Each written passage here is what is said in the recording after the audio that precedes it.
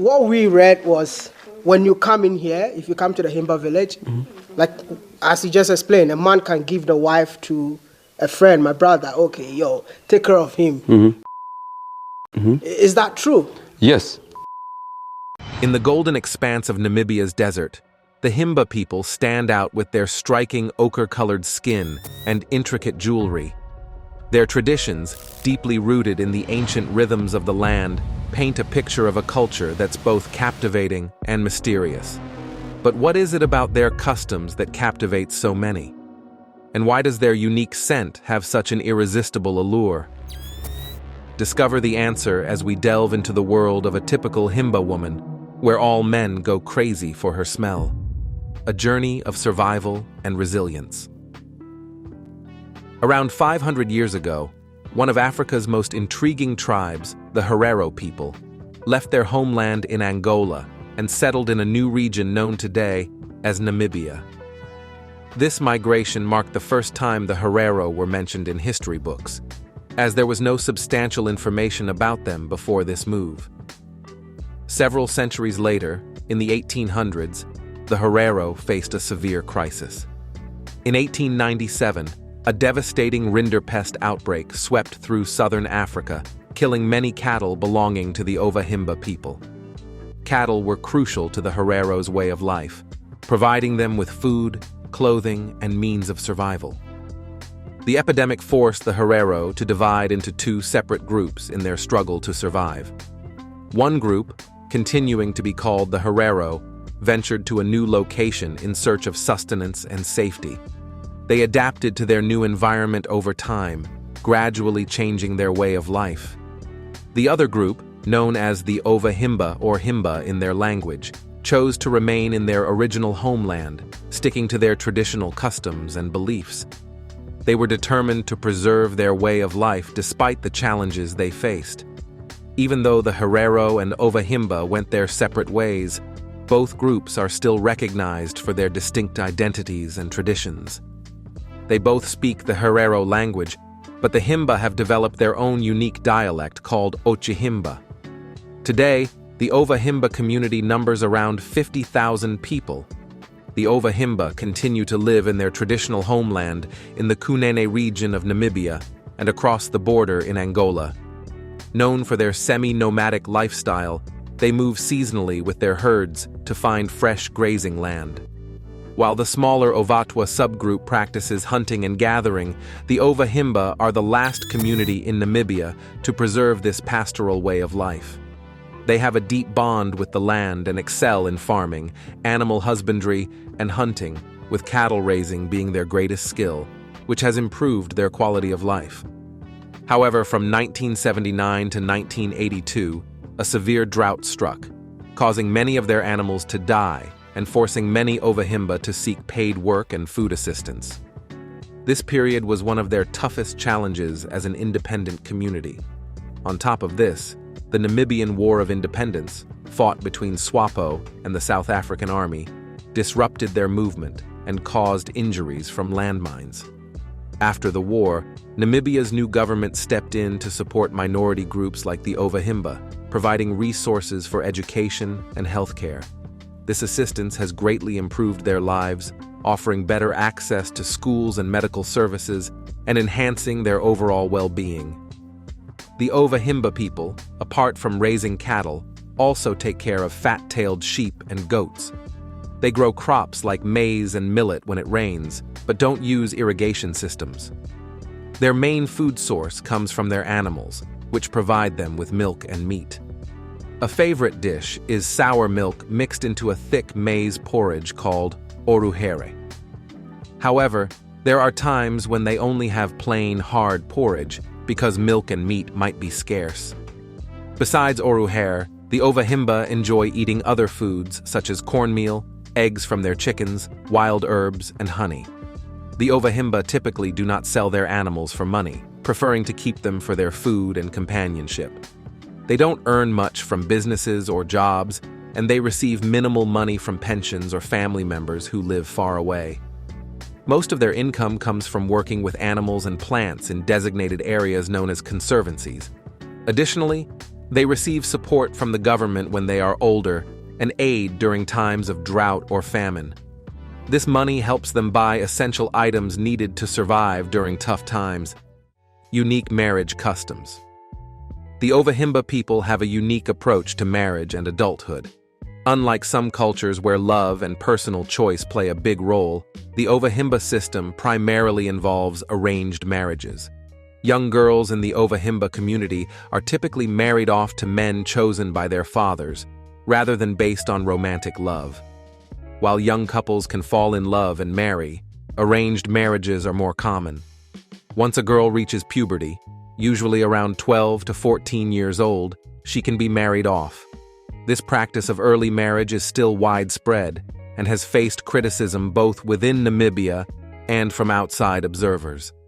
The Namibian government is actively working to end child marriages, but the tradition remains strong in many communities.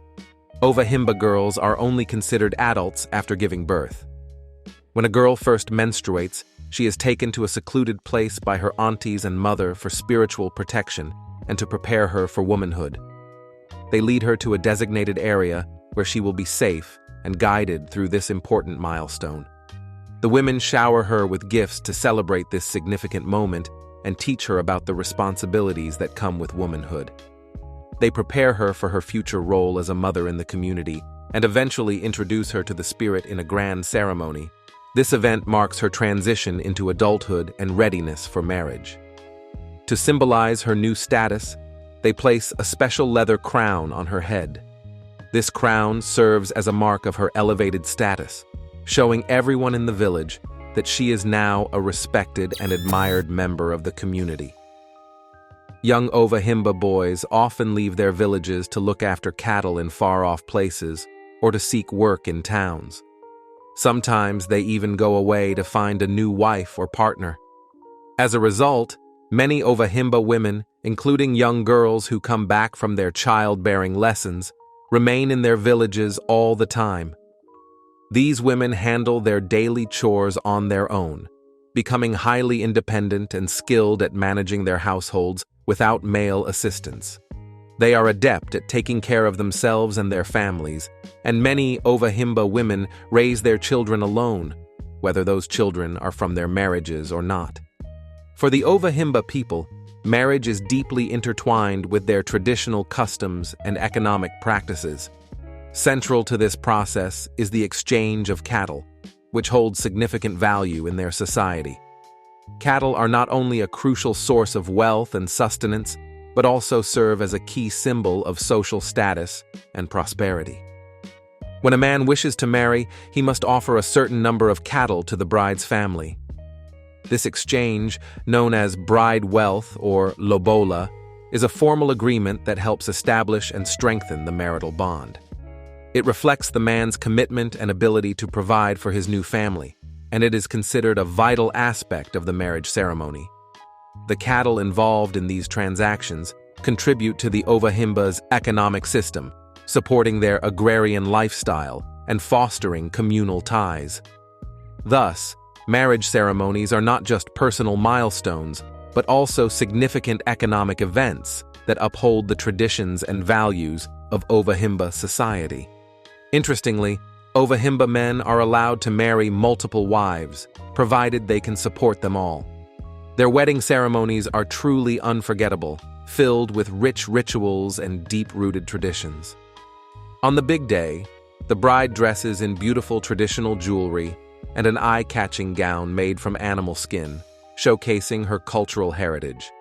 The entire community comes together to celebrate, immersing themselves in lively cultural music, energetic dancing, and delicious native dishes.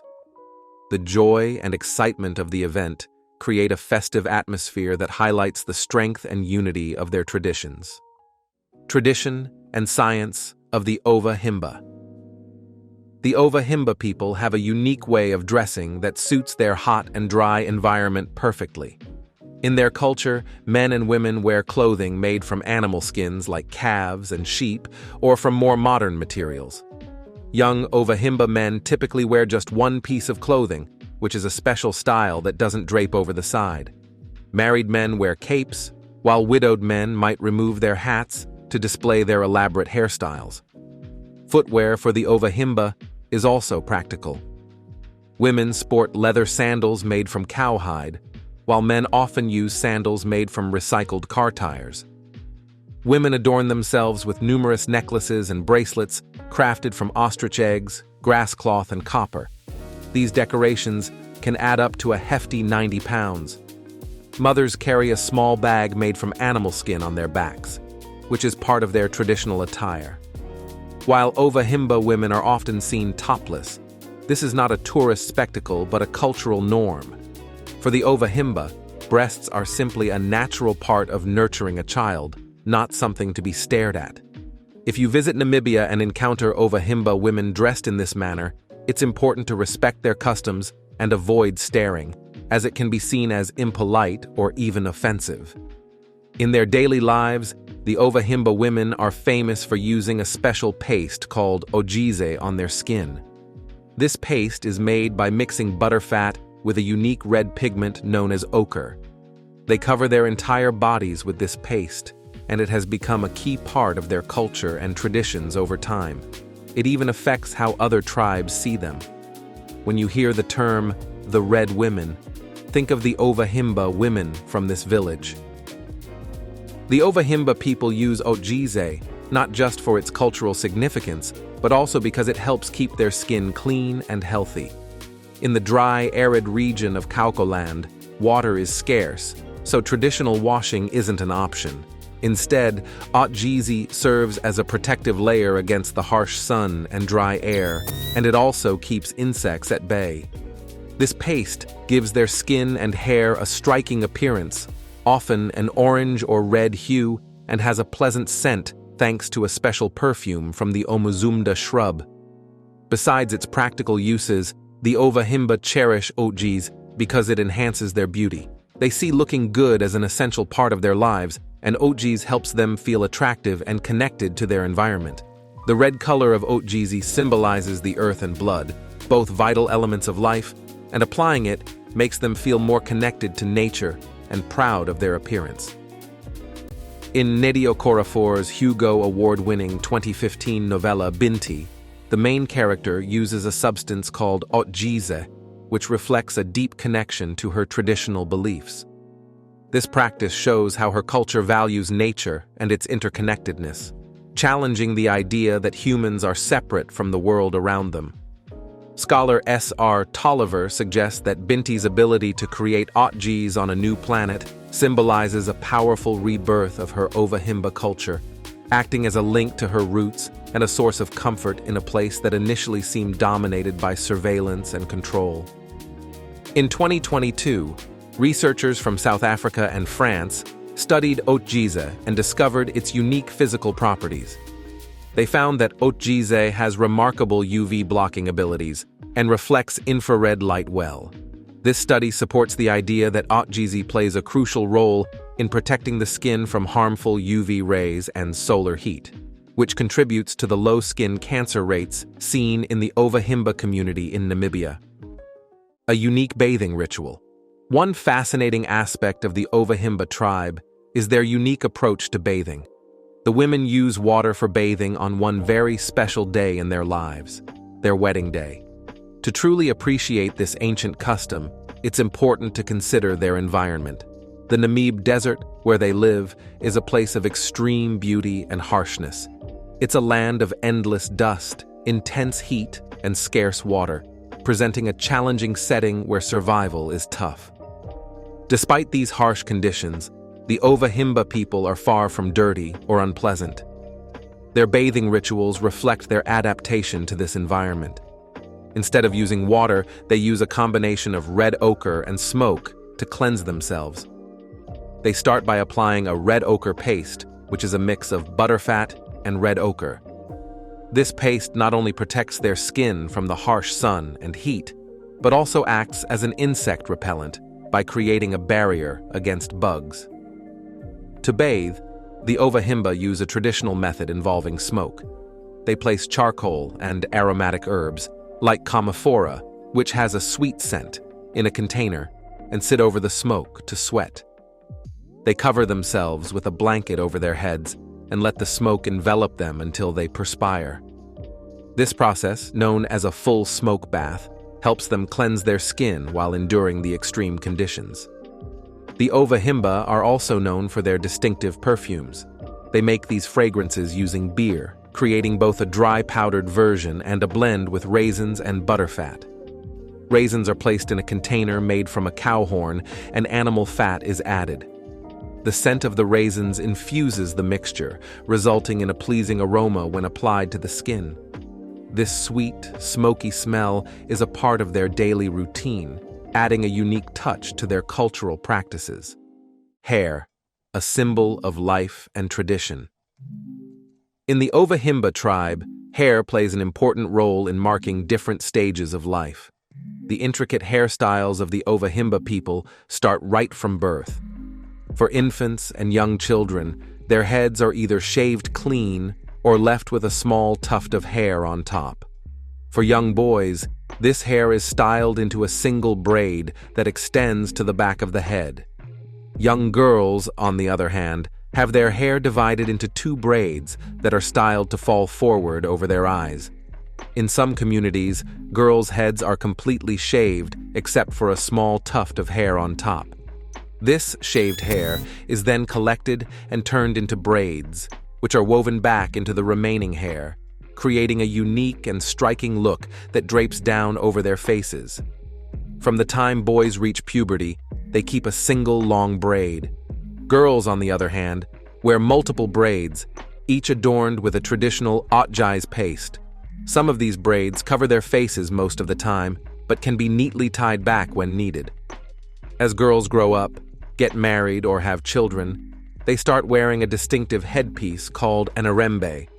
This beautiful piece is made from sheepskin and features numerous braids, colored and shaped with ochre-colored paste. The irrembe is not only decorative, but also signifies that a woman has matured and begun her own family. The braids on the irrembe are meticulously crafted and arranged to represent beauty and strength. The ochre-colored paste keeps these braids vibrant and glossy, while symbolizing a deep connection to the land and their cultural heritage. Hair braiding is more than just a beauty practice. It's a cherished communal activity with styles that vary widely among different tribes. Family members often spend hours creating intricate hairstyles that carry deep social meanings. To add volume and length, they might weave in pieces of hay, goat hair, or artificial hair extensions. Among the Himba people, hair is a powerful symbol of fertility. Thick, shiny braids signify a woman's ability to have healthy children. Himba women are renowned for their stunning beauty, with their unique hairstyles and jewelry setting them apart. They put considerable effort into styling their hair and choosing special accessories, which are celebrated by the men of their community. Men often honor their beauty and elegance with cultural praise. As boys grow into young men, they continue to wear their single long braid until they marry. Upon marriage, they switch to wearing a special cap or head wrap and stop braiding their hair. If a man's wife passes away, he is expected to remove his cap or head wrap and let his hair return to its natural state. This practice reflects the tribe's values and traditions, emphasizing the significant role that hair plays in marking life's transitions. The wife-swapping custom. The tradition of wife-swapping among the Himba people has been around for centuries. Known as okude, this practice involves offering one's wife to a guest. In this culture, a husband may allow his wife to sleep with any male visitor who stays the night in their home. The wife will come to check if the guest is alone, indicating her willingness to participate. While the guest stays with the wife, her husband must sleep in another room, or if there's no extra room, he must sleep outside. If the male visitor has his own wife, the couples may agree to swap partners for the night. The men are the heads of their families and hold more power than women, making most of the decisions. But surprisingly, some women accept this tradition and willingly give themselves to other men. Additionally, some women even offer their girlfriends to their husbands, seeing it as a sign of friendship. For years, the wife-swapping custom has resisted Western influence. The Himba people believe it strengthens friendships and reduces promiscuity and jealousy. Over time, this practice has become normalized within their communities. People might offer their wives to cousins or friends with the expectation that the favor will be returned in the future. Many Himba couples engage in swapping to add variety to their sex lives or satisfy curiosity. Others participate because they view it as a healthy way to strengthen their relationships. Interestingly, the Himba also see this tradition as a way to show kindness. When men agree to exchange wives, it's usually done without any strings attached. Today, women have the right to refuse, but they must still share the same room with the guest if they decline. A woman can refuse if she doesn't like the guest. The practice gained more attention when a Namibian legislator suggested enshrining it in the Namibian constitution to make it more enforceable. In 2014, lawmaker Kazanambo stated that he saw nothing wrong with friends choosing to sleep with each other's spouses. Secrets and challenges. In 2020, scientists conducted a genetic study on a semi-nomadic group living near the Angola border. They used advanced tests to examine the group's genes and uncovered some intriguing findings. The study revealed that nearly half of the children in this community were born outside of marriage. Additionally, over 70% of couples had at least one child who was fathered by someone other than their spouse. Interestingly, the parents were fully aware of these situations. Mothers correctly identified which children were not their husbands 72% of the time, while fathers did so 73% of the time. Fortunately, Himba women do not face this challenge alone. When their husbands are away, other women in the village step in to help. They support each other by taking care of all the children, teaching them essential skills, and instilling important values. This strong sense of community ensures that all children, regardless of their parentage, grow up healthy, strong, and deeply connected to their tribe's traditions. The Himba people are very careful about their interactions with outsiders. They see their village as a private and independent place, so only those who have been specifically invited or accepted are allowed to enter. This rule is so important to them that there's even a sacred line drawn from the main entrance, past the holy fire, and leading to the chief's hut and the cattle enclosure. Outsiders are strictly forbidden from crossing this line. While the Himba's limited interaction with outsiders helps them maintain their way of life, it also makes it difficult for them to adapt to modern changes. When they do meet tourists, they often feel uncomfortable and out of place, aware that they don't quite fit into the modern world. Despite this, they are very welcoming to visitors. Hospitality is a core value for them, and sometimes. In recent years, the increased contact with outsiders, particularly from Western countries involved in research and exploration, has brought some negative changes to the Himba community. One major issue is the introduction of alcohol into their village. Bars have been set up, and alcohol is now readily available, which is having harmful effects on the villagers, including the elderly and children. Without age restrictions or regulations on alcohol sales, the presence of alcohol is disrupting their traditional lifestyle. The traditional values are struggling to endure as alcohol use becomes more common, affecting the youth and changing their way of life. Now it's time for today's subscriber pick. In the heart of Namibia's arid landscape, where the sun's relentless blaze meets the boundless desert, a hidden wonder thrives among the Himba people. Among them, one woman stands out, captivating everyone who crosses her path. Her name is Zuba, a young Himba woman whose allure is said to be unmatched. The Himba women, with their intricate braided hair adorned with red ochre and aromatic butter, carry an air of mystique that enchants all who encounter them. Zuba, however, is in a league of her own. She wears the traditional paste made from ochre and animal fat, which not only protects her skin from the harsh desert sun, but also gives off a distinct, alluring scent. The story goes that one evening, As the sun dipped below the horizon and painted the sky in hues of orange and purple, Zuba attended a local festival. As she walked through the gathering, her presence caused a stir. The rich, earthy aroma of her filled the air, weaving its way into the hearts of every man present. They whispered among themselves, bewitched by the scent that seemed to blend with the very essence of the land. "All men go crazy for her smell" became the talk of the festival, a phrase that captured the enchantment Zuba's scent evoked. But as the night wore on, a curious thought lingered. What is it about this ancient tradition that makes it so irresistible? Timeless traditions and beliefs. In the remote and harsh desert environment where the Himba people live, their isolation from outside influences has allowed them to preserve much of their traditional way of life. They navigate one of the planet's most extreme climates while sticking closely to their age-old customs.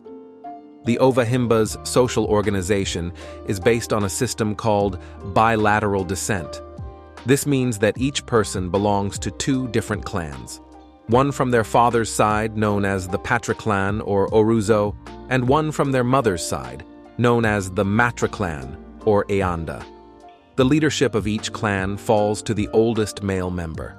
Sons stay with their father's clan, while daughters move to their husband's clan when they marry. Interestingly, the inheritance of property does not follow the father's clan. Instead, a son inherits cattle and other assets from his maternal uncle, not his own father. This system also emphasizes moral duties, such as taking care of orphans and widows when someone dies. Additionally, access to vital resources like water and pastures is managed within this clan-based structure, ensuring that these necessities are fairly distributed and preserved for the community. The Himba people practice a form of monotheism centered around the worship of Mukuru, their supreme god. In their belief system, Mukuru offers blessings, but their ancestors have the power to both bless and curse. Each family in the Himba community maintains a sacred ancestral fire, carefully tended by a firekeeper. This firekeeper plays a crucial role, visiting the fire every 7 to 8 days to communicate with Mukuru and the ancestors on behalf of their family. Since Mukuru is believed to reside in a distant realm, the ancestors often act as his representatives. The Himba also believe in a concept called omiti, which some people describe as witchcraft, while others refer to it as black magic or bad medicine. Many Himba believe that omiti can cause death when used with harmful intent. They think that those who practice omiti might plant negative thoughts in someone's mind or cause unusual, severe events, like a common illness suddenly becoming life-threatening. Sometimes, practitioners of omiti don't attack their target directly. Instead, they might harm a loved one or relative. When facing such extraordinary or troubling events, some Himba turn to traditional African diviners or healers to uncover the cause of the omiti and understand its impact, defending ancestral lands and cultural integrity. The Himba people have done an impressive job of preserving their culture and traditional lifestyle. They have actively collaborated with international activists to prevent a hydroelectric dam from being built along the Kunene River, which would have submerged their ancestral lands. In 2011, when Namibia proposed a new dam project in Orakawa, located in the Baines Mountains, the Himba took a stand. Additionally, Norway and Iceland had funded mobile schools for Himba children, but when Namibia took control of these schools in 2010, they converted them into permanent institutions. The Himba leaders expressed their concerns about this change in their protest declaration. They argue that the new school system is culturally inappropriate and could endanger their cultural heritage, identity, and traditional way of life. In February 2012, traditional Himba chiefs made two important statements to both the African Union and the UN's Office of the High Commissioner for Human Rights. The first statement, called Declaration of the Most Affected Himba, Ovatwa, and Ovazemba against the Orakawa Dam in the Baines Mountains, highlighted the objections of the Himba leaders and communities living near the Kunene River regarding the dam project. The second statement, titled Declaration by the Traditional Himba Leaders of Kyoko Land in Namibia, detailed how the Namibian government had violated their civil, cultural, economic, environmental, social, and political rights. In September 2012, the UN's Special Rapporteur on the Rights of Indigenous Peoples visited the Ova Himba and listened to their concerns. They complained about not having their own recognized traditional authorities and being governed by chiefs from neighboring dominant tribes. The rapporteur noted that the lack of official recognition for these traditional chiefs and the communal lands of minority tribes reflected broader issues in Namibian law. On November 23, 2012, hundreds of Ova Himba and Zemba people from the Omohonga and Epupa regions protested in Okangwati. They were opposing the planned construction of the Orakawe Dam on the Kunene River in the Baines Mountains, the increasing mining operations on their land, and ongoing human rights abuses. Recently, over 1,000 Himba people took to the streets again in Opuwo. They protested against the government's continued disregard for their traditional chiefs, the planned dam construction without their consent, culturally insensitive education, and the illegal fencing of their land. What do you think about the traditional Himba bathing practice? Let us know your opinion in the comments below.